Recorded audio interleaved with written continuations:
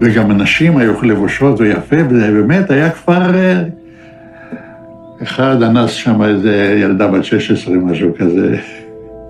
אתה מבין? אבל זה מכוער מאוד, היה לנו בחור אחד, הוא נפטר, הוא היה פרא אדם, הוא לקח פשוט מאוד, ורצח אותם בתוך המכלאות.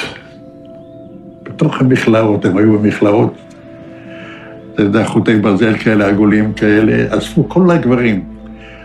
הם יושבים שם כולם על הרצפה, ובא מישהו ולוקח תת מקלע ומתחיל זה, מחליף מחסנית, מה אתה חושב זה? אבל אנחנו לא היינו כאלה. הוא היה יוצא דופן, הבחור הזה, כן, מה שהוא עשה. והשתיקו את הדבר הזה, והיו חבר'ה שלקחו את הלוויורים, ורדפו אחרי חבר'ה ושרפו אותם.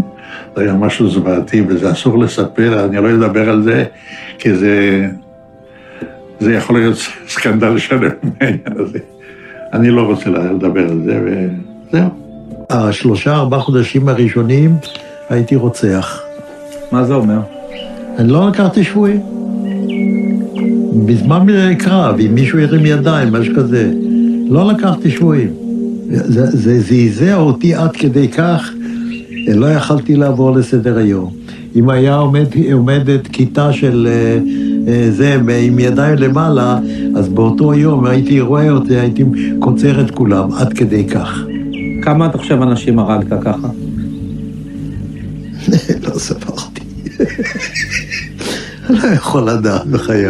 היה לי מקלע עם 250 כדורים. תראה, יריתי, נלחמתי כולם, לא יכול לספור. Making an example, a city called Königsberg, which had been a